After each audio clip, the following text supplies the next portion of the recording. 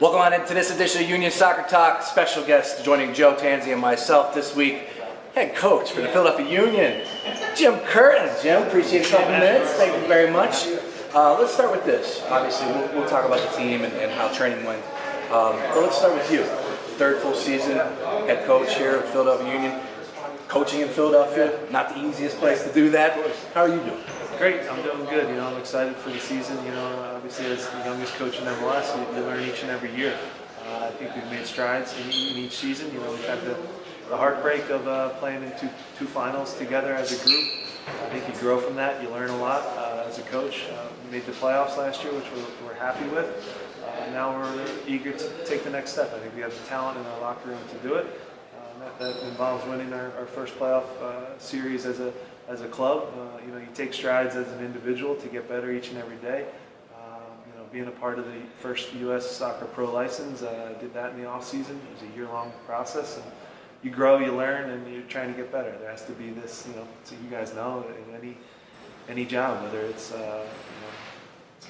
pro sports as an athlete, whether it's as a reporter, as a veterinarian, whatever it might be, there has to be a constant pursuit to get better each and every day, and that's something I did take serious. And I think you're right. Philadelphia is a hostile city in terms of we own it. Win. It's great. It's good.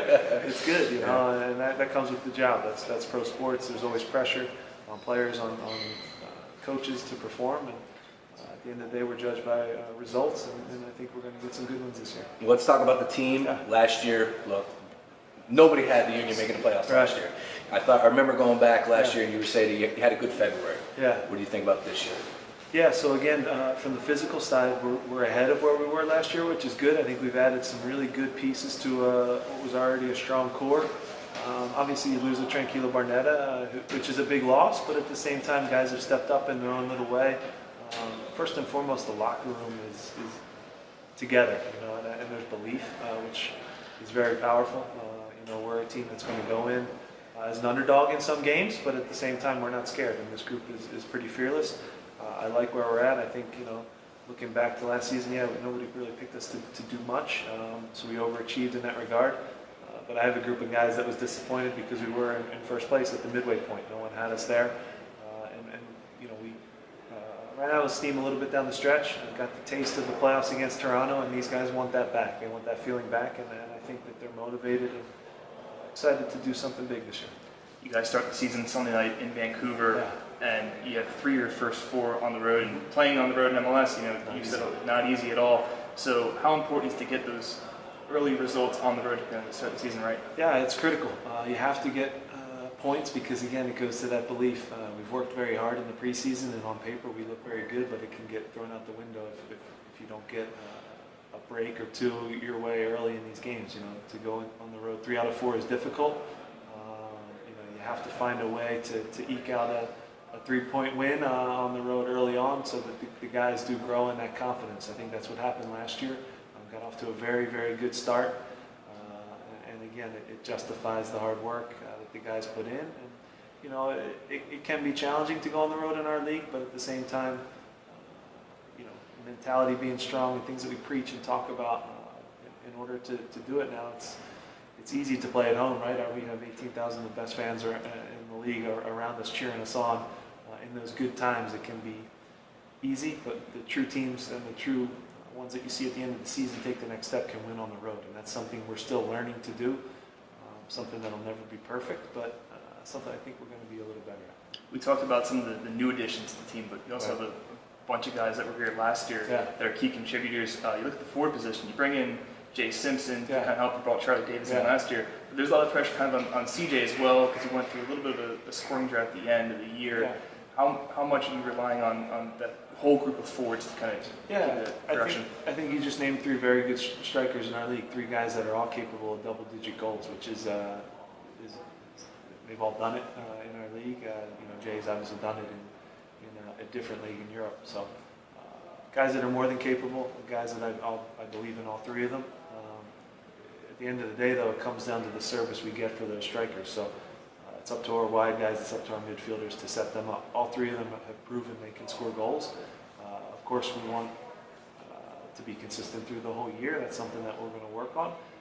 but at the same time, you get concerned about your strikers when they're not getting chances, and all three of them have always been guys that have been able to get chances. You know, when they're not creating chances, and of course they're going to miss a couple here and there, but if they're not getting the service, not getting the opportunities, then that's when you have the real concern, and that hasn't been the case with all three of them. So obviously we're a team that's going to need contributions all over the field in terms of goal output.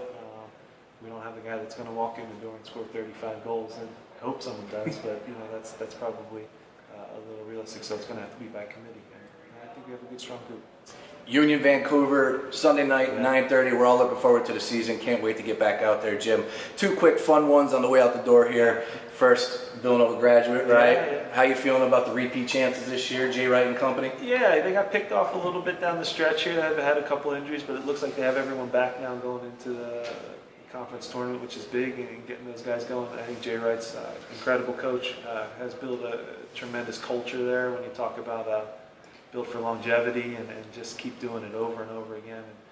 And, I think they'll make another nice run. I think there's probably 8 teams this year that can win it, and they're certainly one of them. So obviously wish them all the best, and I'll be cheering for the Wildcats. Absolutely. And last but not least, Joe, you're going to have to sit this one out because you're not rocking any jewelry. 1 week from today, or excuse me, next weekend, I'm getting married. Uh-oh. Yeah, tying a knot, Jim. Good, man. You got to, give me some advice. You're a coach off the field. Yeah. I'm sure you bring that home with you. Give me some, because I asked Kevin Hart, and he said, don't get married. All right, that's what. Yeah. So I'm asking you one piece of advice, Jim Curtin and Sean Brace. What do you got for me? Well, I don't agree with Kevin Hart. Don't get married for sure. It's a marathon, not a sprint. Was that too cheesy? No. Insert cliche here. Have you guys lived together? Yes. Okay, well then you're good. Yeah. So that the scary ones are the ones where it's like, oh, we've never lived together yet, and you're like, we're engaged. I'm like, oh, good luck with that. That's the game changer. So I think you're in a very good spot, and I think I met you. Yes, you have met Kelly before, yeah. Your fiance. So, Yes.